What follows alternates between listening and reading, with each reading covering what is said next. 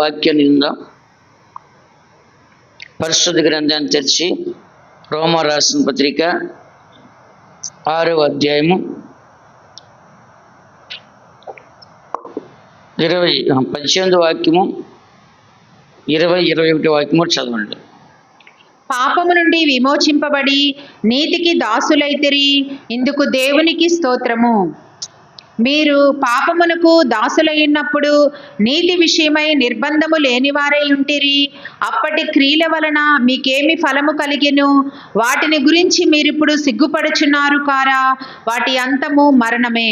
ఇక్కడ మనం చదువుతున్న వాక్యంలో 18వ వాక్యంలో పాపము నుండి విమోచింపబడి నీతికి దాసులైతిరి, ఇందుకు దేవునికి స్తోత్రం. కాబట్టి మనం దేని నుంచి విమోచించబడాలి?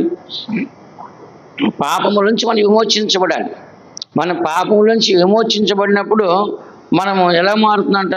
నీతిమంతులుగా మారుతున్నాం. మీరు పాపం నుండి విమోచింపబడి నీతికి దాసులైతే, దాసులు అంటే సరెండర్ అవటం. ఏమంట? దాసులు అంటే సరెండర్ అవటం. కాబట్టి మనం ఇప్పుడు కూడా పాపానికి దాసులుగా ఉంటే పాపంలో ఉంటాం, నీతికి దాసులుగా ఉంటే నీతిలో ఉంటాం. కాబట్టి మనం ఒకప్పుడు దేంట్లో ఉన్నాము?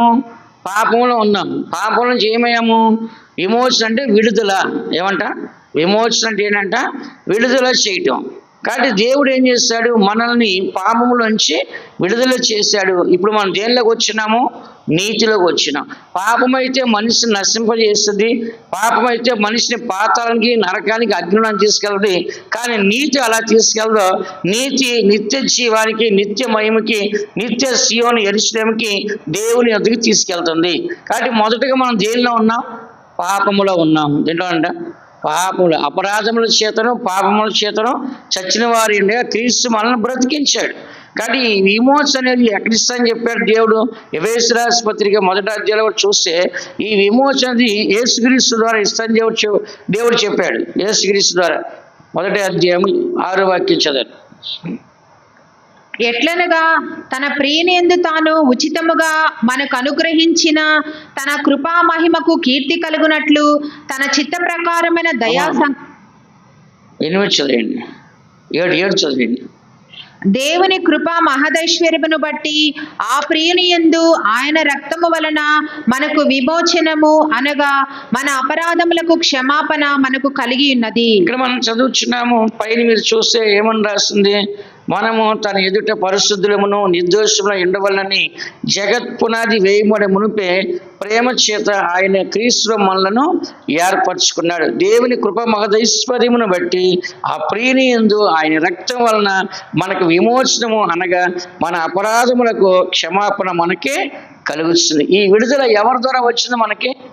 యేసుక్రీస్తు ద్వారా, గొర్రెపిల్ల ద్వారా. యేసుక్రీస్తు అనే గొర్రెపిల్ల ద్వారా మనకి వచ్చింది. ఈ లోకంలో మనకి విమోచన ఎవరు ఇవ్వలేరు. ఎవరు ఇవ్వడానికి మన కొరకు ఎవరు మరణించలేదు. మన కొరకు మరణించాకి ఎవరు పరిశుద్ధులు కూడా భూమి మీద లేరు. కాబట్టి ఇక్కడ మనుషులు కాదు ఇచ్చేది, దేవుడే ఆ విమోచన ఇస్తున్నాడు. ఎందుకంటే 1 పేతురు రాసిన పత్రిక 1వ అధ్యాయము 19వ వాక్యంలో కూడా రాస్తుంది దీని గురించి. 1 పేతురు 1వ అధ్యాయం 19వ వాక్యం.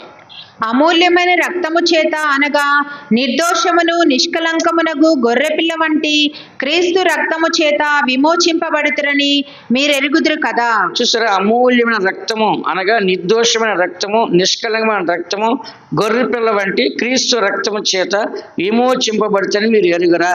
ఇదిగో లోక పాపమును మోసుకొని పోవచ్చున్న దేవుని యొక్క గొర్రెపిల్ల. యోహాను సువార్త 1:29 రాస్తుంది. కాబట్టి యేసు ప్రభువు ఏం చేస్తాడంట? ఈ లోకానికి ఒక గొర్రెపిల్లలాగా వచ్చాడు. ఆయన దేని కొరకు? బలి అవ్వటానికి వచ్చాడు. ఆయన బలి అవ్వటానికి ఎలా వచ్చాడంట? గొర్రెపిల్ల వల్లే వచ్చాడు. కాబట్టి ఇక్కడ చదువుచిన క్రీస్తు అంటే గొర్రెపిల్ల వంటి క్రీస్తు రక్తము చేత మీరు ఇప్పుడు విమోచించబడితిరి. అందుకనే మనం ఒకానొక కాలంలో దేనిలో ఉన్నామంట? పాపములో ఉన్నాము. దేనిలోనంట? మన మాటలు, మన క్రియలు, మన స్వభావం, మన ఆలోచన, మన నడవడి, మన ప్రవర్తన సమస్తం కూడా మనం దేనిలో ఉన్నాం? పాపంలో ఉన్నాం. ఇప్పుడు మనం ఏదైనా చేయడానికి ఆలోచన చేస్తున్నాం. ఎందుకని? దేవుని భయం మనలో కనబడుతుంది, దేవుని భక్తి మనలో కనబడుతుంది, దేవుని ప్రార్థన మనలో కనబడుతుంది, దేవుని విశ్వాసం మనలో కనబడుతుంది. అందుకే మనం ఏం చేస్తాడు, ఒకరికి తిట్టాలన్నా, ఒకరి గురించి మాట్లాడాలన్నా, ఒకరికి వార్నింగ్ ఇవ్వాలన్నా, ఏదన్నా కూడా మనం ఆలోచన చేయాల్సి వస్తుంది. ఏం చేయాల్సి వస్తుందంటే ఆలోచన చేయాల్సిన పరిస్థితి వస్తుంది. మనం ఓర్చుకోవాల్సి వస్తుంది, సహించుకోవాల్సి వస్తుంది, భరించుకోవాల్సి వస్తుంది. ఏంటి ఎంతో భారాన్ని దిగమింగుకోవాల్సి వస్తుంది. కారణం అంటే గొడవలు అవ్వకూడదు, పెద్దది అవ్వకూడదు అని చెప్పేసి ఇప్పుడు ప్రతి దానికి మనం ఏం చేస్తాం, జాగ్రత్త పడుతున్నాం. అందుకే రోమా 6:18 చదివాం కదా మనం, పాపము నుండి విమోచింపబడి నీతికి దాసులైతిరి, ఇందుకు దేవునికి స్తోత్రం అంట. ఎవరు స్తోత్రం అంట? ఎందుకు దేవుని స్తోత్రం చెప్పారు ఇక్కడ? విడిపించాడు కాబట్టి, పాపం నుంచి విడిపించి నీతిమంతులుగా మార్చాడు కాబట్టి మనం ఏం చేయాలంట, దేవునికి స్తోత్రం చెప్పాలి. ఒక మనిషి రక్షించబడితే ఎవరికి స్తోత్రం చెప్పాలి? దేవునికి చెప్పాలి. ఎందుకంటే రక్షించింది ఎవరు? మనల్ని, దేవుడు. కాబట్టి దేవునికి ఏం చేయాలంట, స్తోత్రం చెప్పాలి. ఏదైనా సరే ఏం చేయాలంట, దేవునికే స్తోత్రం. 5 రొట్టెలు 2 చేపలు ఒక పిల్లడు ఇచ్చాడు. అడిగితే యేసు ప్రభు 5,000 మంది జనాలు అక్కడ కనబడుతున్నారు, పురుషులు ఇంకా స్త్రీలు, పిల్లలు ఉన్నారు. ఇంతమందికి పోషించాలి, నా దగ్గర ఏం లేదు, మీ దగ్గర ఏమన్నా ఉంటే ఇవ్వండి అంటే ఒక పిల్లడు ఇచ్చాడు. యేసు ప్రభు ఏం చేశాడు, 5 రొట్టెలు 2 చేపలు పట్టుకొని దేవునికి స్తోత్రాలు చేసి ప్రార్థన చేస్తే 5,000 మంది తిన్నారు దాన్ని. ఎన్ని రొట్టెలు? 5 రొట్టెలు 2 చేపలు. ఎంతమంది అంట? 5,000 మంది పురుషులు కాకుండా స్త్రీలు, పిల్లలు ఉన్నారు. అంతమంది తిన్నారంట. దేనివలన? కృతజ్ఞతాస్తుతులు చెల్లించబడి. కాబట్టి మనం కూడా నీళ్లు తాగితే ప్రభా స్తోత్రం. ఎంతోమందికి నీళ్లు లేవు, ప్రభా స్తోత్రం, ఈ ఆహారం నాకు ఇచ్చారు. ఎంతోమందికి ఆహారం లేదు, వాళ్ళు కూడా ఇవ్వండి అని చెప్పి మనం ఏం చేయాలంట, స్తోత్రం చేసి ప్రార్థన చేసి ఆహారం తినాలి. పెట్టగానే తినేయకూడదు, మనం పట్టుకోవాలి. ఏం చేయకూడదు, నీళ్ళు తాగిన ప్రభా మీకు స్తోత్రం అన్నప్పుడు ప్రభా ఈ ఆహారం పానీని ఆశ్రయించి నాలో ఉన్న రోగాన్ని తొలగించి ఆహారం లేని వారు అందరినీ మీరు ఏం చేయాలి, పోషించండి అని ఏం చేయాలి, మనము దేవునికి ప్రార్థన చేయాలి. సర్వ సమృద్ధిగా ఇస్తాడు మనకి. ఎంతోమంది ఆహారం లేక కష్టపడుతున్నారు. ఇందులో ఏమని చదువుతున్నాం, 20వ వాక్యం ఏమని రాస్తుంది ఇక్కడ, మీరు ఏం చేయాలంట, పాపమునకు దాసులై ఉన్నప్పుడు నీతి విషయమై నిర్బంధము లేని వారై ఇంటి. అంటే పాపములో మనం ఉన్నప్పుడు నీతిని గురించిన ఆలోచన మనకు లేదు, నీతిని మనం నెరవేర్చలేదు, నీతిని అనుసరించలేదు, నీతిని చేయలేదు, నీతిలో మనం కనపడలేదు. కాబట్టి ఇక్కడ పాపముల గురించిన ఆలోచన మనకు లేదు. అయితే 21లో అప్పటి క్రియల వలన మీకేమి ఫలము కలిగినో వాటిని గురించి మీరు ఇప్పుడు సిగ్గుపడుచున్నారు కారా, వాటి అంతము మరణమే. ఇప్పుడు మనలో ఏ క్రియలు ఉండకూడదంట, పాపపు క్రియలు ఉండకూడదు. చెప్పండి, అంటే మనలో పాపము క్రియ చేయకూడదు. ఏది క్రియ చేయాలి, నీతే క్రియ చేయాలి. చెప్పండి అందరూ, ఏదికన్నా సాతాను పాపపు క్రియలే చేస్తుంది. నేను చెప్పేదా, అపవాది క్రియలు లైపరచాక ఆయన వచ్చాడు. కాబట్టి సాతాను క్రియలు ఎలా ఉంటాయంట, పాపపు క్రియలు. పాపం ఎక్కడి నుంచి వచ్చింది, సాతాను నుంచి వచ్చింది. చదివాం కదా, మొదటి నుంచి పాపం చేసినాడు అపవాది. కాబట్టి పాపం సాతాను నుంచి ప్రారంభమైంది. అలాగనే దేవుళ్ళ నుంచి ఏం ప్రారంభమైంది, నీతి ప్రారంభమైంది. చెప్పండి అందరూ, ఏం ప్రారంభమైందంట, దేవుడు జలప్రలయం టైంలో ఆలోచించాడు, ఈ జలప్రలయం అందరిని చంపేస్తాను అని అనుకున్నప్పుడు అక్కడ ఒక వ్యక్తి మెరుస్తా ఉన్నాడంట. ఎలా అంట, ఒక వ్యక్తి దేవుని దృష్టిలో మెరుస్తున్నాడు. ఎలా, నీతిమంతులు తమ ముఖం ఎలా ఉందంట, సూర్యుని వలె ఉంటుంది. ఆ నీతిమంతులు ఎవరంట, నోవాహు. ఎవరంట, నోవాహు ఒక్కడే మెరుస్తా ఉన్నాడు. అందరూ పాపంతో ఉంటే ఆ పాపుల మధ్యలో ఎవరున్నారంట, తన తరములు ఎవరంట, నీతిమంతులు ఒక నోవాహు మాత్రం ఉన్నాడు. అప్పుడు ఏం చేస్తాడు, నోవాహు నిన్ను బట్టి నాశనం చేయను, సరే నువ్వు నీ భార్య పిల్లలు వాడు ఎక్కండి అని చెప్పాడు. కాబట్టి ఒక్క నీతిమంతుడి ద్వారా తన కుటుంబంతో రక్షించబడింది కదా. అబ్రహాం ప్రార్థన ద్వారా లోతు కుటుంబం రక్షించబడింది కదా. కాబట్టి మనము ప్రార్థన చేసినా ఏది చేస్తాడా నీతి గురించి మనం ప్రార్థన చేయాలి. పాపం కోసం ప్రార్థన చేయకూడదు. దేనికోసం అంట, చెప్పండి, దేనికోసం అంట, పాపం కొరకు ప్రార్థన చేయకూడదు. దేని కొరకు ప్రార్థన చేయాలి, నీతి కొరకు ప్రార్థన చేయాలి. ఇక్కడ మనం చదివిన వాక్యంలో నీతిని గురించి మనం చదువుతున్నాం. కాబట్టి ఈ నీతి అనేది ఎవరి వల్ల కలుగుతుంది, దేవుని వల్లనే కలుగుతుంది. చెప్పండి అందరూ, ఎవరి వల్ల కలుగుతుందంట, దేవుని వల్లనే. కాబట్టి మనం పాపం చేసేటప్పుడు సిగ్గుపడకుండా ఉన్నాము. కానీ ఆ పాపంలో వచ్చే చేత ఏమంట, మరణమే. అయితే ఇక్కడ చదువుతున్న 22వ వాక్యంలో, అయినను ఇప్పుడు పాపము నుండి విమోచింపబడి దేవునికి దాసులైనందున పరిశుద్ధ కలుగుటకే మీకు ఫలము, దాని అంతము నిత్య జీవం. ఎవరైతే పాపం నుంచి విడుదల పొంది పరిశుద్ధ జీవితం చేస్తారో వాళ్ళకి వచ్చే ఫలం ఏంటంట? నిత్య జీవము. చెప్పండి. పాపం వల్ల వచ్చే జీతము మరణం, విన్నారా? పరిశుద్ధ వల్ల వచ్చే జీతము నిత్య జీవము. చెప్పండి, నిత్య జీవం. అందుకని మనం ఏం చేయాలంటే, దేవుడు నీతి గలవాడు, మనలో నీతి క్రియలే ఉండాలి, దుర్నీతి క్రియలు ఉండకూడదు, చెడు నీతి క్రియలు ఉండకూడదు, అవినీతి క్రియలు ఉండకూడదు, స్వనీతి క్రియలు ఉండకూడదు. ఇవన్నీ కూడా మన జీవితాన్ని అపోతరపరిచి దీనివల్ల మనం చాలా బలహీనంగా మార్చబడుతుంటాం. అందుకనే దేవుడైతే కనికరం గలవాడు కాబట్టి మనలో ఉన్న దుష్క్రియలన్నీ కూడా మనం మార్చుకోవాలి. ఎందుకంటే దేవుడు మనల్ని నాశనం చేసే ఒక ఉద్దేశం లేదు. ఎందుకని మారు మనసు పొందాలని కోరుచున్నాడు. యెషయా గ్రంథంలో చూడండి అమ్మా, దుష్ట క్రియలు ఏ క్రియ అంట? మనలో నీతి ఉండాలి, పాపం ఉండకూడదు, అప్పుడే మనం దుష్క్రియలు చేయకుండా ఉంటాం. యెషయా 9వ అధ్యాయం 13వ వాక్యం చదవండి. అయితే మా దుష్క్రియలను బట్టి మా గొప్ప అపరాధములను బట్టి ఈ శ్రమలన్నీ మా మీదకు వచ్చిన తరువాత మా దేవుడివైన నీవు మా దోషములకు రావలసిన శిక్షలో కొంచెమే మా మీద ఉంచి మాకు ఈ విధముగా విడుదల కలుగు చేయగా, మేము నీ ఆజ్ఞలను మీరి ఈ అసహ్య కార్యములను జరిగించిన జనులతో సంబంధములు చేసుకుని ఎడల మేము నాశనమగు వరకు శేషమైనను లేకుండానట్లును తప్పించుకొనుటకు సాధనమైనను లేకుండానట్లును నీవు కోపపడదు కదా. ఇక్కడ మనం చదువుతున్న 13లో, అయితే మా దుష్క్రియలను బట్టి మా గొప్ప అపరాధములను బట్టి ఈ శ్రమలన్నీ మా మీదకి వచ్చిన తర్వాత మా దేవుడిని యెహోవా నీవు మా దోషములకు రావలసిన శిక్షలో కొంచెమే మా మీదకి రప్పించావంట. ఎంతంట? కొద్దిగా ఇచ్చావు. పూర్తిగా నువ్వు శిక్షిస్తే మనం నాశనం అయిపోతాం, చచ్చిపోతాం, అందరం ఒక్కసారి చచ్చిపోతాం. కాబట్టి పూర్తిగా మనం శిక్షించలేదు, మారు మనసు పొందడానికి కొంత శిక్షించి మళ్ళా దేవుడు మంచి జీవితం చేయాలని దేవుడు కోరుకున్నాడు. ఎందుకంటే అలాగ చేశాడు. 15వ వాక్యంలో, 15వ వాక్యం చదవమ్మా. యెహోవా ఇశ్రాయేలుల దేవా, నీవు నీతిమంతుడివై ఉన్నావు, అందువల్లనే నేటి దినమున ఉన్నట్లుగా మేము శేషించి నిల్చుచున్నాము.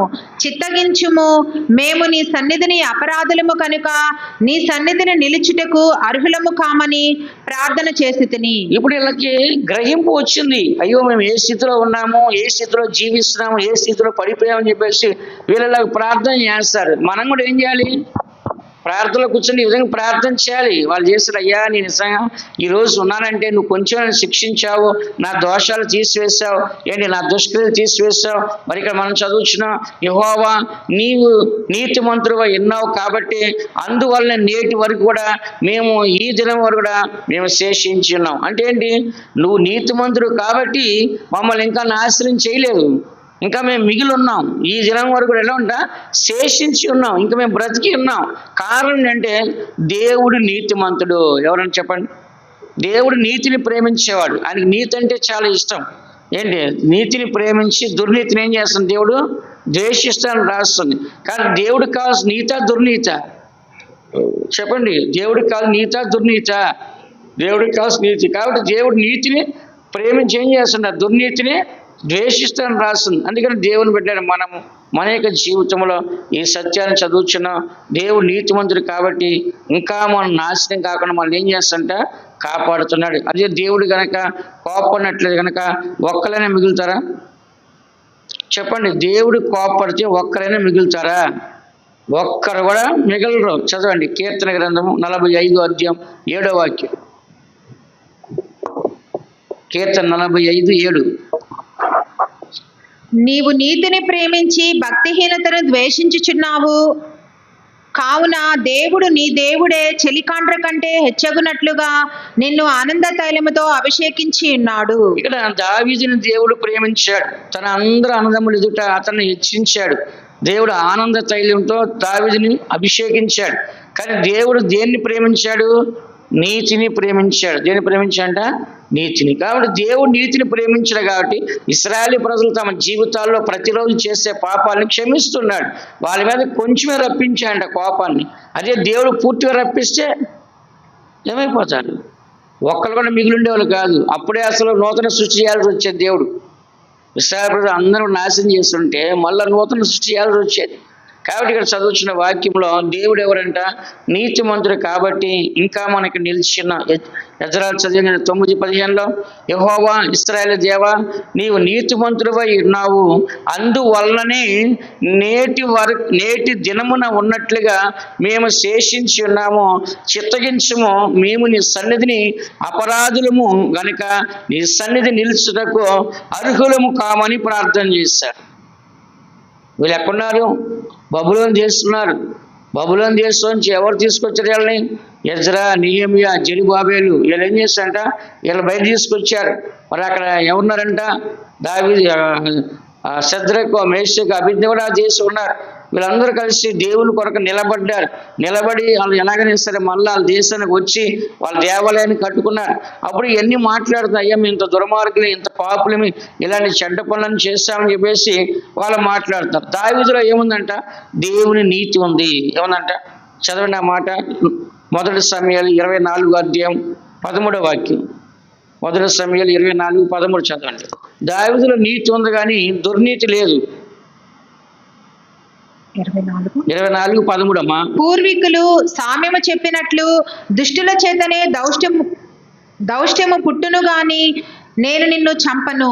దావీదు చెప్తున్నాడు, పూర్వీకులు చెప్పినట్లుగా దుష్టుల వల్లనే దుష్టత్వం పుట్టింది కానీ నేను నిన్ను చంపను. నేను ఎవరిని? దుష్టుని కాదు నేను. ఏమన్నారు దావీదు? నేను దుష్టుని కాదు. దుష్టులు ఎవరు? దుష్టత్వం ఎవరి వల్ల పుట్టిద్ది? దుష్టుల వల్లే పుట్టిద్ది. దుష్టుడు అంటే ఎవరు? సాతాను. బైబిల్లో ఒక వ్యక్తి గురించి రాస్తుంది. ఎవరు? దుష్టుడైన ఆమాన్ అంట. ఏమంట? ఈ దుష్టుడైన ఆమాన్ రాస్తుంది. అంటే సాతాను క్రియ ఎలాగ చేశాడంటే సాతాను లాగానే సేమ్ చేశాడు. ఎవరైనా? హామాను మొద్దుకై నమస్కారం చేయదని హెచ్చించుకొని అతను చంపాలని ప్లాన్ చేశాడు.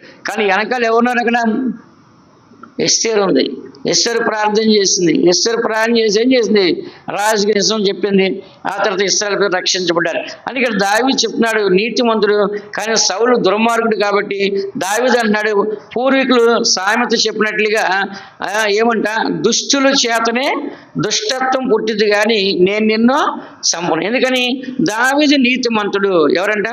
దావీదులో దుష్టత్వం లేదు. చూడండి 18వ వాక్యం రాస్తుంది. ఏమని రాస్తుంది? దావీదు ఇట్లా, నేను యెహోవా నన్ను నీ చేతికి అప్పగింపగా, దావీదుతో సౌలు అన్నాడు. దావీదుతో సౌలు ఇట్లా అన్నాడు, యెహోవా నన్ను నీ చేతికి అప్పగింపగా నన్ను చంపగా విడిచినందుకు ఈ దినమున నీవు నా అపరాధమునకు నా అపకారమునకు ఉపకారము చేసిన వాడివై నా ఎడల నీకున్న ఉపకార బుద్ధిని వెల్లడి చేసితు గనుక నీవు నాకంటే నీతిమంతుడివి. ఎవరు ఒప్పుకున్నారు ఈ మాట?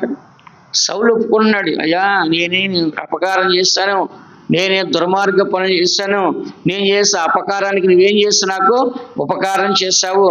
దేవుడు నన్ను నీ చేతికి అప్పగించాడు. నేను నిన్ను సంపాదించుతుంటే దేవుడు నన్నే నీ చేతికి అప్పగించాడు. కానీ నువ్వు నన్ను చంపలేదు. నీవు నాకంటే ఎవరంట? నీతిమంతుడు. కాబట్టి ఇక్కడ సౌల్లో ఏ క్రియలు అంట? దుష్ట క్రియలు ఉన్నాయి. కానీ దావీదులో ఏ క్రియలు అంట? నీతి క్రియలు ఉన్నాయి కదా. కాబట్టి మనం కూడా దుష్టులతో కలిసి జీవిస్తున్నాం, దుర్మార్గులతో కలిసి జీవిస్తున్నాం, పాపులతో కలిసి జీవిస్తున్నాం, మోసకాలతో కలిసి జీవిస్తున్నాం, అన్యాయస్తులతో అక్రమస్తులతో కలిసి జీవిస్తున్నాం. ఇలాంటి వారి మధ్యలో మనం నీతిని నిలబెట్టుకోవాలి, నీతిని కాపాడుకోవాలి, నీతిమంతులుగా జీవించాలి. నీతిని మనం ఏం చేయాలంట? నెరవేర్చాలి. దేవుడికి దుష్టత్వం అనేది అసలు ఇష్టం ఉండదు. కీర్తన గ్రంథము 5:4 వాక్యం చూడండి. దుష్టత్వం అనేది దేవునికి ఏం చేయంట? ఇష్టమే ఉండదు. కీర్తన గ్రంథము 5:4 వాక్యం. నీవు దుష్టత్వమును చూచి ఆనందించు దేవుడవు కావు, చెడుతనమునకు నీ యొద్ద చోటు లేదు. చూడండి, ఇక్కడ దేవుడు దుష్టత్వాలను చూసి ఆనందించే దేవుడు కాదు, చెడుతనానికి దేవుని దగ్గర చోటు లేదంట. అంటే ప్లేస్ లేదు. అదే మన దగ్గర అయితే హృదయం నిండా చెడుతూనే ఉంటుంది, మనస్సు నిండా చెడుతూనే ఉంటుంది, ఆలోచన నిండా చెడుతూనే ఉంటుంది, క్రియల నిండా చెడుతూనే ఉంటుంది, స్వభావం నిండా చెడుతూనే ఉంటుంది, మాటల నిండా చెడుతూనే ఉంటుంది. ఏంటి? మనలో ఎన్నో చెడుతనం ఉంటాయి. కానీ దేవుని దగ్గర చెడుతనం ఉండడానికి స్థలం ఉందా? ఛాన్స్ ఉందా? చెప్పండి. కొంచెం కూడా స్థలము లేదు. ఒక దగ్గర యేసు చెప్పాడు, ఇదిగో ఈ లోకాధికారి వచ్చినాడు, వాడికి నాకు సంబంధం ఏమీ లేదు. ఈ లోకాధికారి వస్తున్నాడు, కానీ యేసు దగ్గర వాడికి ఎంత చోటు కూడా ఉందా? ఇంత చోటు ఉందా సాతానికి? యేసు ప్రభు దగ్గర ఇంత చోటు కూడా సాతానికే లేదు. అందుకే సాతాన్ ఏముంది, యేసు నాతో నీకేం పని, నీకు నాకు సంబంధం లేదు కదా, నేను నీ దగ్గర రాలేను కదా, నీ దగ్గర ఉండలేను కదా, నేను నీ దగ్గర క్రియ చేయలేను కదా, నాకు నీకేం సంబంధమో, నన్ను నశింపచేయడానికి వచ్చావా అని అడుగుతుంది. ఎవరో? సాతాన్. ఎందుకు చెప్తున్నాను ఇదంతా? దేవుడి దగ్గర దుష్టత్వానికి చోటే లేదు. అందుకే మనం కూడా ఏం చేయాలి? దుష్టత్వంగా మనం చోటు ఇవ్వాలా? చెప్పండి, దుష్టత్వానికి మనం చోటు ఇవ్వాలా? చోటు ఇవ్వకూడదు. అందుకని చదవండి, ఇందులోనే 7వ అధ్యాయం 10వ వాక్యం కీర్తన. దుష్టుల చెడుతనము మాన్పుము, నీతి గల వారిని స్థిరపరచుము. చాలు. ఇక్కడ మనం చదువుతున్న దుష్టుల చెడుతనాన్ని మాన్పుము, నీతి గల వారిని స్థిరపరచుము అంటే ఏంటి? దుష్టత్వం చేసే వాళ్ళని దుష్టత్వం మాన్పించు, వాళ్ళు చంపేయద్దు. దావీదు ఏమన్నాడు? దుష్టత్వం చేసే వాళ్ళు ఏం చేయొద్దు, చంపేయొద్దు. వాళ్ళు ఏం చేయాలంట? దుష్టత్వం చేయడం మాన్పించు వాళ్ళని. అదే సమయం నీతిమంతులు ఏం చేయాలి? స్థిరపరచండి. చెప్పండి అందరూ, ఏం చేయాలంట? నీతిమంతులు ఏం చేయాలంట? స్థిరపరచండి. దుష్టులు చేసే పనులే మానిపించండి, నీతిమంతులు ఏం చేయాలంట? స్థిరపరచండి. ఎందుకంటే బైబిల్లో రాస్తున్న ఒక మాట ఏంటి? దుష్ట క్రియలు చేసే వాళ్ళని ఎవరు సహించరు. మీకు తెలుసు కదా, మనం కూడా సహించలేం. ఒక మనిషి శాడిస్ట్ గాను, సైకోగాను, మూర్ఖంగాను, క్రూరంగాను, ఒక జంతువులాగా, ఒక సైతాన్ లాగా ఒక మనిషి ప్రవర్తిస్తే మనం సహించగలమా? సహించలేం. 119వ కీర్తన 115వ కీర్తన చదవండి. 119వ కీర్తన 115వ వాక్యం చదవండి.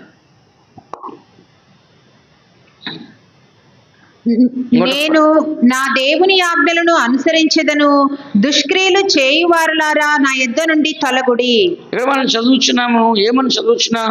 నేను నా దేవుని ఆజ్ఞలను అనుసరించదు. ఆజ్ఞలు అంటే ఏంటి చెప్పండి? దేవుని యొక్క నీతి. ఆజ్ఞలు అంటే ఏంటి? దేవుని యొక్క నీతి. కాబట్టి ఏం చదువుతున్నాము? నేను నా దేవుని ఆజ్ఞలు అనుసరించదను, దుష్క్రియలు చేయవాళ్ళారా నా యొద్ద నుంచే తొలగిపోండి. అందుకని మన అందరం కూడా ఏమి అనుసరించాలో? మనం ప్రతిరోజు కూడా దేవుని నీతిని అనుసరిస్తే, దేవుని ఆజ్ఞలను అనుసరిస్తే మనం దుష్క్రియలు చేయము. దుష్క్రియలు చేసే వాళ్ళు కూడా మనం ఏమంటాం? మా దగ్గర నుంచే వెళ్ళిపోండి అంటాం. ఇప్పుడు ఒక మనిషి వచ్చి ఒకరి గురించి చెడ్డగా మాట్లాడతాను అనుకో, మనం ఏమనుకుంటాం? వాళ్ళని ఇంకా చెప్పు, ఇంకేంటి, అంతేనా, ఇంకేంటి చెప్పు, ఇంకేం చెప్పు అంటారు. కొంత వినటానికి ఇష్టంగా ఉంటుంది. కానీ మంచి వాళ్ళకి ఏమంటారు? నోరు మూసేయి, ఇంకా మాట్లాడింది చాలు, వాళ్ళ గురించి చెడుగా మాట్లాడుతున్నాం, చాలా తప్పు అంటారు. అంటే వాళ్ళు అనుసరించేది ఏంటి? దుష్టుణ్ణి. దుష్టక్రియ అనుసరిస్తారు, దుష్ట మాటలే మాట్లాడతారు. కానీ నీతిని అనుసరించే వాళ్ళు నీతిని. ద్వితీయోపదేశకాండం 6వ అధ్యాయం 25వ వాక్యం చదివితే దేవుని ఆజ్ఞలు అనుసరిస్తే నీతి. నీతిమంతులు ఎలా మారుతారు అక్కడ స్పష్టంగా రాసి చూడండి. ద్వితీయోపదేశకాండం 6:25. మన దేవుడైన యెహోవా మనకు ఆజ్ఞాపించినట్లు ఆయన సన్నిధిని ఈ సమస్తమైన ఆజ్ఞలను అనుసరించి మనము నడుచుకున్నప్పుడు మనకు నీతి కలుగును. ఎలా వస్తుందంట? ఎలా నీతిమంతులు అవుతున్నాం మనం? మన దేవుడైన యెహోవా మనకు ఆజ్ఞాపించిన ఆయన సమస్తమైన ఆజ్ఞలు అనుసరించి మనము నడుచుకున్నప్పుడు మనకు నీతి కలుగుతుంది.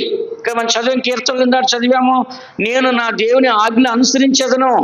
నా దేవుని యొక్క ఆజ్ఞలు ఎప్పుడైతే నేను అనుసరించి నేను నడుచుకుంటున్నానో అప్పుడు మీరు అందరూ నా దుష్క్రియలు చేసేవారు నా యొద్ద నుంచి వెళ్ళిపోండి, నా దగ్గర రావద్దు అంటున్నాడు. అందుకే దినాల్లో మనం కూడా చెడుతనం సహించాలా వద్దా? సహించకూడదు, దాన్ని దూరం చేసుకోవాలి, చెడుతనాన్ని విసర్జించాలి, చెడుతనాన్ని అసహించుకోవాలి, చెడుతనాన్ని తొలగించుకోవాలి. కాబట్టి ఇక్కడ చదువుతున్న వాక్యంలో చెడు కార్యములు చేసే వాళ్ళని మనం ఏం చేయాలంటే దూరం చేసుకోవాలి. దేవుని యొక్క వాక్యం చెప్తే చెడుతనంకు నీ యొద్ద చోటు లేదు. కాబట్టి మనం కూడా ఏం చేయకూడదు? ఎక్కడ కూడా మనలో పాపం దాగి ఉండకూడదు. హృదయం అన్నిటికంటే మోసకరమైన, అది ఘోరమైన వ్యాధి కదా. అంటే పాపములు అన్నీ ఎక్కడ దాగి ఉన్నాయి? హృదయంలో. అందుకే దావీదు అన్నాడు, హృదయ శుద్ధికి చేయండి, నా అంతరంగంలో స్థిరమైన మనసు నూతనంగా పుట్టించండి. నేను చెడిపోయినాను, పాపం చేస్తాను, భిక్షాభేమాన్ని పాడు చేస్తాను, తన భర్తను చంపేస్తాను అని దావీదు ఏం చేస్తాడు? తన పాపాన్ని ఒప్పుకున్నాడు. అందుకనే మనం అందరూ ఏం చేయాలంటే ఈ దుష్క్రియలు ఏదైతే ఉన్నాయో వాటిలో మనం ఏం చేయాలంటే సరి చేసుకోవాలి. ఇర్మియా గ్రంథము 7వ అధ్యాయం 3వ వాక్యం చూడండి. ఇర్మియా గ్రంథం 7వ అధ్యాయం 3వ వాక్యంలో, సైన్యములకు అధిపతియు ఇశ్రాయేలు యొక్క దేవుడినగు యెహోవా ఇలాగు సెలవిచ్చుచున్నాడు, నేను ఈ స్థలమున మిమ్మును నివసింపచేయునట్లు మీ మార్గములను మీ క్రియలను దిద్దుకొనుడి. ఇక్కడ దేవునితో మనం ఉండాలి అంటే, దేవుని సన్నిధిలో మనం ఉండాలి అంటే ఇశ్రాయేలు ప్రజలకు ఏం చెప్తున్నారంటే ఇక్కడ, నేను ఈ స్థలమున మిమ్మల్ని నివసింపజేయనట్లు మీ మార్గములను మీ క్రియలను దిద్దుకోండి. ఏం చేయాలంట? మీ మార్గములను మీ క్రియలను ఏం చేయాలంట? దిద్దుకోండి. ఒక పాపకి ఈ అని నేర్పిస్తాం పలక మీద. నేర్చిన తర్వాత ఏం చేస్తాం? పాపకి దాన్నే 10 సార్లు దిద్దమంటాం. ఇట్లా దిద్దు ఏం చేస్తాం మనం? దాన్నే నేర్పిస్తాం. ఎందుకని? అది వచ్చేవారికి. అట్లా మన జీవితంలో నీతి క్రియలు మనం నేర్చుకునే వరకు ఏం చేయాలంట? రోజు దిద్దుకుంటూ ఉండాలి. చెప్పండి అందరూ, ఏం చేయాలంట? చెప్పండి, ఏం చేయాలంట? దిద్దుకుంటూ ఉండాలి. దాన్ని ప్రతిరోజు ఏం చేయాలి? మనము దిద్దుకుంటూ ఉండాలి. ఇక్కడ చెప్తున్నాడు దేవుడు, నేను ఈ స్థలంలో మిమ్మల్ని, అంటే యెరూషలేములో మిమ్మల్ని నివాసింప చేయాలి అంటే కనుక మీ మార్గములను ఏం చేయాలంటే మీరు దిద్దుకోనండి. కాబట్టి మనకి ఏంటంటే ఎప్పుడు కూడా దిద్దుబాటు ఉండాలి. అంటే కరెక్షన్. ఏమంట? ఎప్పుడు కరెక్షన్ చేసుకోవాలి. ఎప్పుడు కూడా దాన్ని సరి చేసుకుంటూ ఉండాలి. కరప్షన్ లేకపోతే కనుక మన జీవితంలో అన్ని నష్టాలే వస్తాయి. అందుకని కీర్తన గ్రంథము 50వ అధ్యాయం 17వ వాక్యం మనం ఒకసారి చదివితే, కీర్తన గ్రంథం 50వ అధ్యాయం 17వ వాక్యం. దిద్దుబాటు నీకు అసహ్యము కదా, నీవు నా మాటలను నీ వెనుకకు త్రోసివేసెదవు. ఇక్కడ ఆసాబ్ అనే ఒక గాయకుడు ఒక మాట చెప్తున్నాడు, దిద్దుబాటు నీకు అసహ్యం కదా, నీవు నా మాటలు నీ వెనకకు తోసివేసేదవు. కానీ దినాల్లో జనాలకి మనం చెప్తుంటే, చిన్న పిల్లలైనా సరే మనం చెప్తుంటే ఏమన్నారు? మాకు తెలుసులే, మాకు తెలియదా, మాకు చెప్పాలనా, మాకు చెప్పవలసిన లేదో అని మాట్లాడుతున్నారు. ఈ దినాల్లో దిద్దుబాటుకి ఎవరైనా లోబడుతున్నారా? ఒక్కరోజు లోబడట్లేదు. దిద్దుబాటు చేసి ఒక్కరైనా మనతో ఉంటారా? చెప్పండి, దిద్దుబాటు చేసి ఎవరైనా మనతో ఉంటారా? ఉండరు. కాబట్టి కొంతమంది జీవితాల్లో దిద్దుబాటు అనేది ఎలా ఉంటుందంటే అసహ్యంగా ఉంటుంది. ఎలా ఉంటుందంట? అసహ్యంగా. అంటే మంచి వాళ్ళకి ఎలా ఉందంట? చెడుగా ఉంటుంది అనమాట. మంచి మనం ఎప్పుడైతే చెప్తున్నామో ఆ మంచితనం వాళ్ళకి ఎలా ఉంటుందంటే అసహ్యంగా ఉంటుంది. అందుకని దేవుని బిడ్డలో మనము మన యొక్క దిద్దుబాటును మనం ఏం చేయాలంటే కాపాడుకోవాలి. కాబట్టి దేవుని యొక్క క్రియలు, నీతి క్రియలు మన అపరాధంలోంచి విమోచించబడాలి, పాపంలోంచి విమోచించబడాలి, నీతిమంతులుగా నీతిగా దాసులుగా ఉండాలి. పరిశుద్ధత వలన మనకు కలిగే అంతము ప్రతిఫలం నిత్య జీవము, అది మరి పాపం వల్ల కలిగే అంతము ప్రతిఫలము అది మరణమైంది. అలాంటి దౌర్భాగ్య పరిస్థితి లేకుండా మరి ఇశ్రాయేలు ప్రజలు మనం చూసినప్పుడు దేవుడు వాళ్ళని కొంచెంగా శిక్షించాడు. దేవుడు నీతిమంతుడు కాబట్టి. దావీదు కూడా చూసినట్లయితే సౌలును నాశనం చేయలే. కారణం ఏంటంటే అతను నీతిమంతుడు కాబట్టి. అలాగే దేవుడు నీతిమంతుడు కాబట్టి దుష్టత్వానికి ఆయన యుద్ధ చోటు లేదు. మరి దావీదు చెప్పాడు, అయ్యా దుష్టులు దుష్టత్వాన్ని మానిపించి నీతిమంతుల్ని స్థిరపరచమని చెప్తున్నాడు. అందుకని దుష్టక్రియలు చేయవాళ్ళరా నా ఎదురు నుంచి వెళ్ళిపోండి, నేను అనుసరించేది నీతిని అని చెప్పాడు. దేవుని ఆజ్ఞలు అనుసరించటే దేవుని యొక్క నీతిని మనము నెరవేర్చట. ఇర్మియాతో చెప్పాడు, మీ క్రియలు దిద్దుకోనండి, మీ క్రియలు మీ బుద్ధిని మీరు మార్చుకోండి, మీరు ఇక్కడ దేవునితో ఉండాలంటే మరి క్రియల్లోంచి విడుదల పొందండి. అలానే దిద్దుబాటు నీకు అసహ్యం కదా, నా మాటలు వెనక్కి తోసివేసింది కదా అని మనం చదువుచున్నాం. ఈ చివరి దినాల్లో మందిరానికి వచ్చి ఉపవాసం ఉండి ప్రార్థనలో ఈ వాక్యాన్ని విని మన జీవితాన్ని సరి చేసుకొని పాపం నుంచి, దోషం నుంచి, అపరాధం నుంచి మనం యేసుక్రీస్తు గొర్రెపిల్ల రక్తంతో విమోచించబడి మన నీతిమంతులుగా మార్చబడి పరలోక రాజ్యములో దేవునితుంటకు దేవుడు మనకి సహాయించిన గాక, దేవుడు మనల్ని ఆశీర్వదించిన గాక. ఆమేన్.